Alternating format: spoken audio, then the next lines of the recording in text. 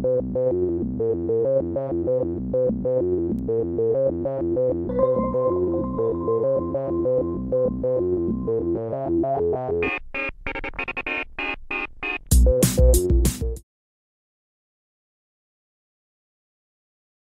and welcome back to the History Hut. I'm Jim, this is Dr. K, and we're continuing our talk of early Scotland. We've been discussing some of the archaeologic finds. Is Orkney the only place with archaeologic finds like we've been talking about? No, there's lots more as well, but it's one of the best preserved places, as I mentioned before, and it lets us know things like that the people in the village farmed, and they had cattle and sheep, and we know what they grew. They grew barley, and they ate the meat and eggs of seabirds, of course, and they kept stonefish tanks for the bountiful cod and all the other things in the sea. So it gives us a really, really good sense of what life was like up at the tip of the country. But according to a wonderful journal called British Archaeology, I was having a look through it, and it was one from a while ago, August 2001, talking about the huge number of new discoveries on the mainland, and one of them's at Callander in Perthshire, where they've uncovered a longhouse. And we're familiar with that term from Canadian history, from First Nations history, but we found this longhouse. They've dated it to 4000 BC, and so that, again, really, really in the same kind of area, maybe even a bit older. Again, with about over 200 pieces of pottery and food remains. They have burned hazelnut shells and things that they found there.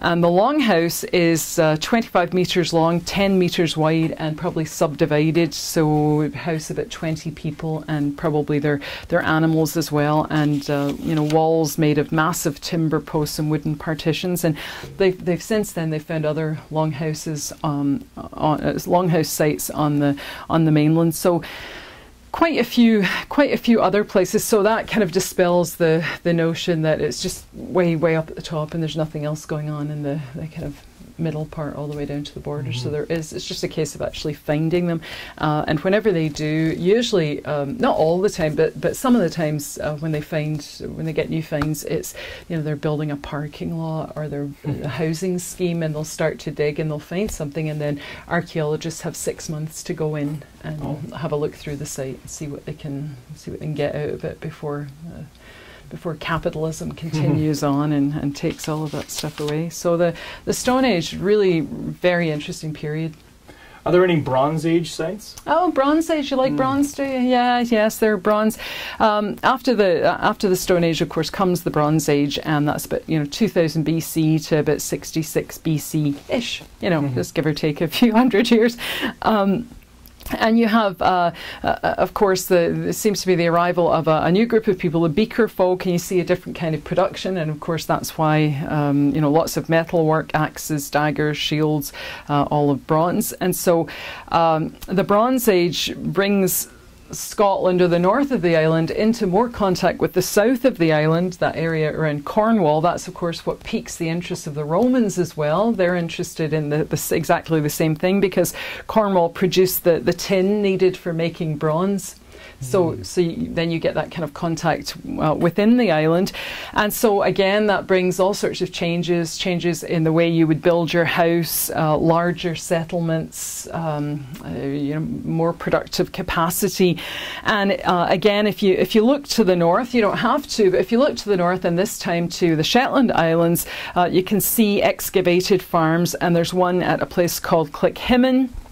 And just a marvelous place. It's a Bronze Age farmhouse. It's parts of it are still around. So it's a Bronze Age farmhouse with attached outbuildings, and built sometime after 1000 BC on a grassy knoll, just ready for an assassination.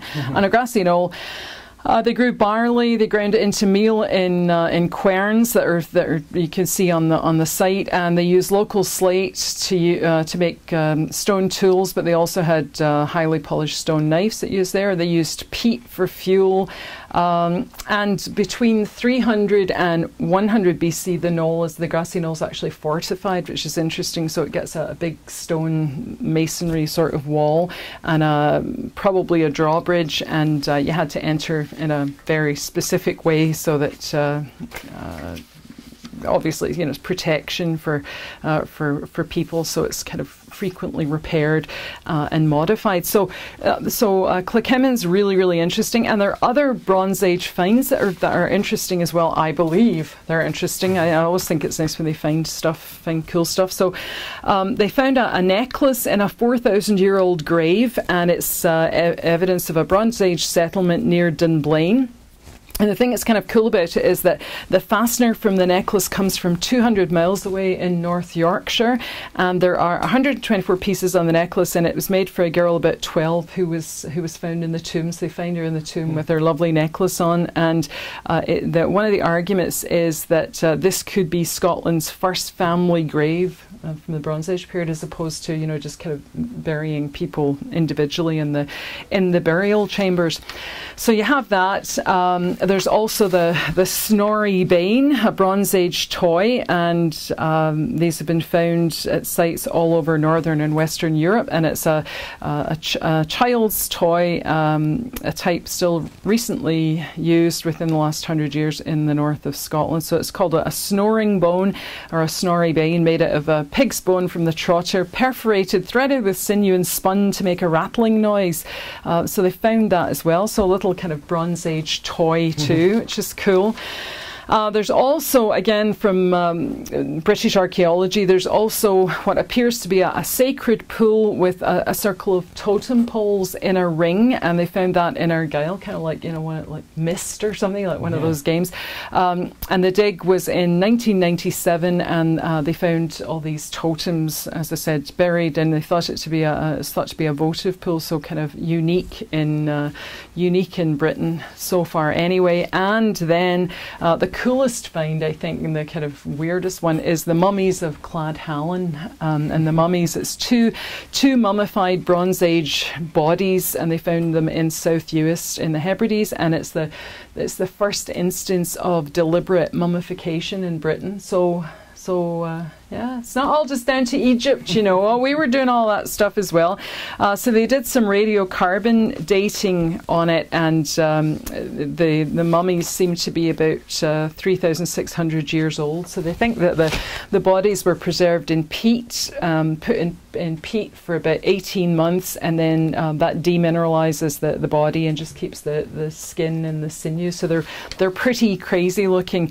And it was a team of archaeologists led by Dr. Mike Parker Pearson of Sheffield University, and he was the one that found the two mummified Bronze Age bodies under the floor of a prehistoric house at Cladhallen on the Hebridean island of South Uist. And so they weren't really sure how it happened. So there's a couple of possibilities. They could have smoked and preserved them. They could have been wind dried, and then the test that they did was for having them put in a peat bog, and that turned out to be the right one. So really, really kind of a cool find. So all sorts of stuff again going on in the Bronze Age. Are there any links between these old ways of living and now? Well, I still live the same way, don't I? Like I'm wearing my fisherman's jumper, just ready to go out and catch some cod and stick them in my little stone fish tank. I've even got my extra thistle ready in case it's a 3 thistle job. You never know. You never know at all.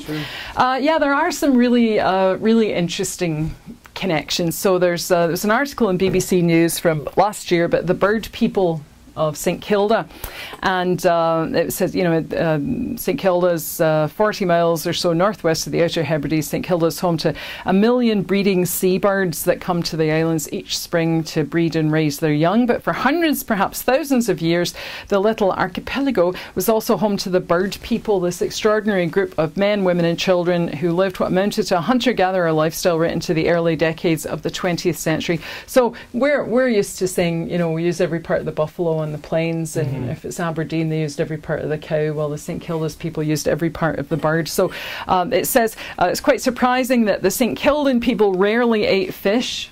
Of course, they're surrounded by the ocean, but makes perfect sense. It was too dangerous for the island's small population of menfolk to head out to sea in a rowing boat in search of unpredictable and possibly non-existent shoals of herring. So they thought that fish were kind of bland, so they just kind of focused on the seabird. So This was really part of a BBC programme called Birds Britannia, and it just said that during the spring and summer months, the men of the main island Herta clambered barefoot down the steep cliff faces on ropes, clinging on with their prehensile toes. Oh, that's not very flattering. I'd cut those if I were you. Maybe a little manicure, a little pedicure. You would sort that out. And then they harvested the young gannets, the auks and the fulmars, and the women took puffins from their burrows on the nearby island of Dun. And so they ate the birds in vast quantities, and the birds were also put to every conceivable use. Their feathers were used to stuff pillows and bedding. The oil in the stomach of the fulmars was used as fuel and as a primitive form of medicine. And the whole skins of gannets, our largest seabirds, were used as shoes. They obviously hadn't seen how big my feet are. I think I'd been a 2-gannet shoe, perhaps. And then the problem that the islanders faced was, of course, that the birds all left in the fall, and so what they did was they built stone cairns, and they would try and store the carcasses of the birds and then keep them from through the winter. Despite the rigour of their unique lifestyle, the bird people survived until the early 20th century. Then they had a gradual decline in population.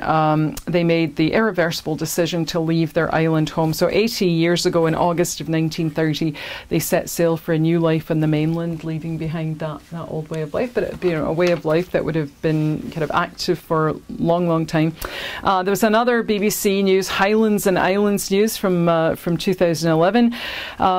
Prehistoric finds on remote St Kilda's Borreray Island, and it says archaeologists have recorded an extensive agricultural field system and terraces for cultivating crops there, and they've also found intact stone buildings under soil and turf. And then it just talks about, Herta, the main island, occupied until 1930. I just mentioned that. The National Trust for Scotland said simple tools found on Herta suggested Bronze Age travellers.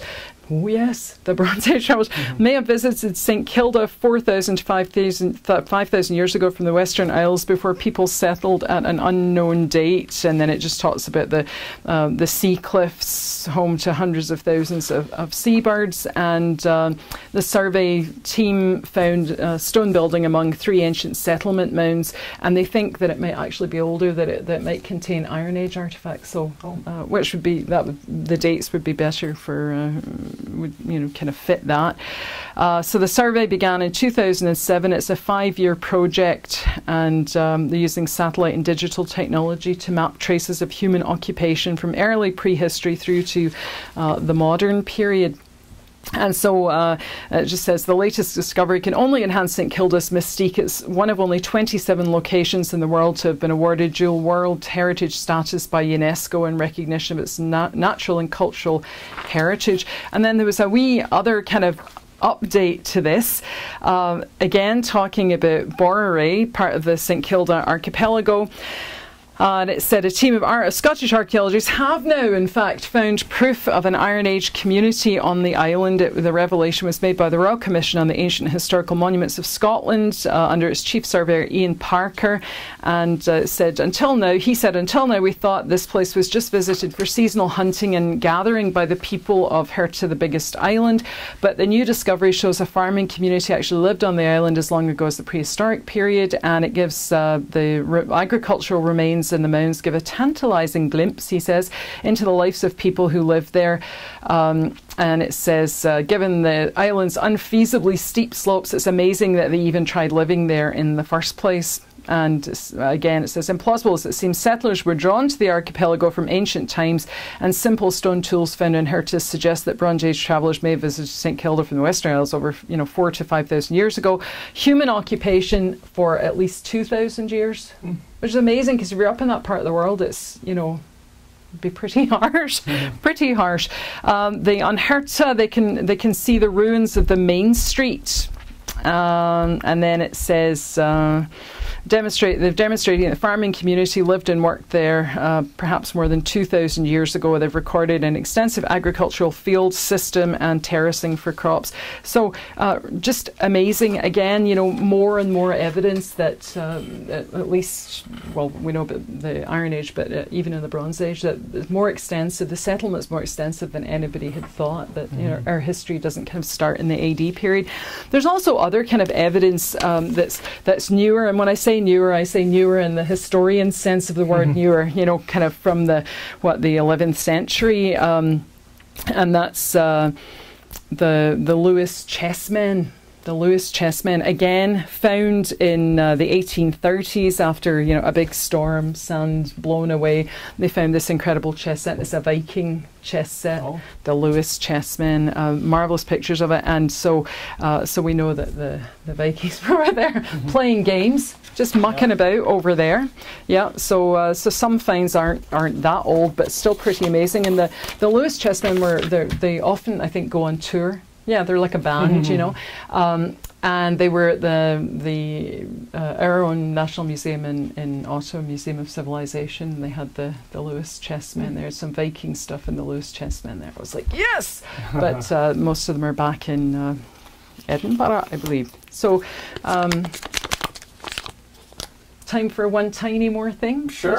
Okay, yeah. I've just got like a minute or two. Well, why don't we examine Iron Age Scotland? Okay, so that would be the next bit then, right? So you're going chronologically. Well done. Good thinking, you. I know my medals. You certainly do. You certainly do. Pity the woman that ever marries you. You'll just be giving her iron stuff. Don't ask me what's next. Yeah, what is it? Plastic? The plastic age? I said don't ask me because I don't know. You don't know? Yeah, okay. Modern day. I'll check my iPhone 5 and tell you what's coming up next. I only have maybe the I iPhone could do that. 4, I can maybe check the cloud and ask. Check the cloud, say what's coming up next. So the Iron Age runs into the early AD period, so, you know, about 40 or so AD, and then after that we just stop talking about metals and just get on with things.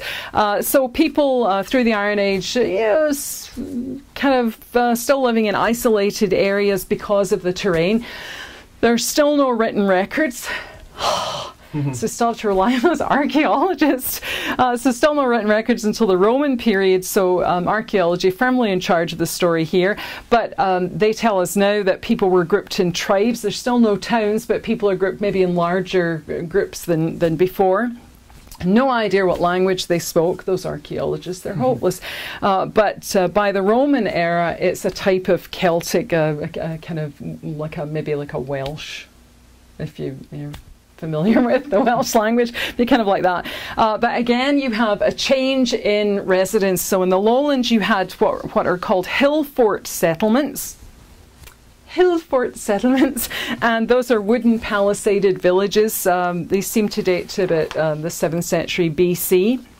And again, British Archaeology in the December 2001 edition talked about, and I'm sure that they've found lots more since then, talked about finding an Iron Age hill fort near or surrounding the Wallace Monument in Stirling while they were digging the trenches for the floodlights around the monument. They're like, oh, wait a minute, this is much older. So they managed to get government sponsorship for their project, and it's called, the project was called Discovering Our Hill Fort Heritage, and they're working on 50 known hill forts. So again, you know, signs of quite settled people, so using all sorts of things. So you get the hill fort settlements in the lowlands, and in the highlands, where there are, of course, less trees, they relied on stone. So back to stone again, and they built small stone buildings that could be easily defended. And there's two types. One's called a dun, D-U-N, and the other's called a broch. So there's duns and brochs, and the duns were kind of small strongholds made of stone, about maybe 15 feet high, and they were used until the medieval period. So remember, you know, we've talked about Orkney and the stone village up there, and we've seen the longhouses and things, so this is different again. And then the brochs were round stone buildings with really thick walls and a kind of tight inside passage, one door in and out. So if you got stuck inside or if you were attacked, then there wasn't really anything you could do but kind of fight to the death, like any good Hollywood movie. So the best example of a broch is called Musa Broch, and it's in the Shetland Islands. And it's about 43 feet high, so it's quite impressive. And it has a fighting platform on the top. So there again, there's your one door in, the bad guys come in, you fight your way up to the top, then you fight off the fighting platform, and then you probably both plunge to your death. So no escape really if you're attacked. And Musa Broch shows up in the Viking sagas. Remember talking about them, you know, tagging everything. It shows up in the Viking sagas as a refuge for a shipwrecked couple about 900 AD. So they actually talk about this one particular broch, and it's still standing, and you can have a look at it. So probably built by people that were worried about short, sharp raids. Probably they were worried about local raiders. They had become, more sophisticated. They have underground storage chambers for food, but we saw that with Cloghimmon as well in the Bronze Age. So these are called souterrains. And also in the lowlands, you get another really cool development, and you absolutely should Google these because they're just amazing looking. They're called crannogs. And they're man-made shelters that are on the lochs. So it's like one of those games where you would see this thing. It's kind of conical, and it's huge, and it's out in the middle of a loch, and you think, well, how could I get there? Mm-hmm. And it looks like you can't, but actually for some of them they would have stones just underneath the water, so you'd have to know. So it'd be like being again in mist or something. You'd have to know how to get to it. I think it's really cool. So they've reconstructed quite a few of them, and so they think that these would have just been more a symbol of power, that you would show people, here I am on my own loch, here I am, come and get me if you want. So again, reached by little stone causeways just under the surface, and they found a few crannog villages in Loch Tay, and I think they've got maybe 70 or so of them and so far. So really quite amazing looking. So absolutely something that you should Google. And again with the archaeologists, this time from the Herald, about 2003 I think, in Alloa. They were building a housing estate, and the builders were kind of upset because they hit an Iron Age grave, and of course that meant they had to stop for 6 months. So it was an Iron Age grave with a skeleton and a sword, and he was buried with his own totems. And so it was an Iron Age warrior. His head was on a stone pillow, and it looks as though he died somewhere around, they're kind of iffy about the dates, but maybe 2000 BC to the early AD period. So he was 25 to 35. It's just like CSI. High ranking, sword in his hand, toe rings on, lots of beads, a copper pin, and this was, as it turned out, only 50 yards away from a Bronze Age cemetery that was discovered in the 19th century. So the place is absolutely hoaching with these things. It's just a case of actually kind of coming on the first one, and then lots of link ups. So again, really an interesting area because there's so much archaeological work being done, and the sites are really well protected. And it shows that people were living in that part of the island for up to 5,000 years, and it's not just the story of the Scots as a modern thing, the Scots versus the English. It's not that at all. We were there. We were there for a long time, and calling ourselves all sorts of things probably, and likely not Scotland. But so just a really vibrant area of study, and with every find it just adds to what we already know. And of course you can go to the museums in Edinburgh and see just absolutely wonderful examples of all of this early, of everything, but especially of this early stuff, and the lots of grave finds and stuff there. Yeah. Well, that wraps up our discussion, I believe, on early Scotland. We'll be back with more History Hut. Bye.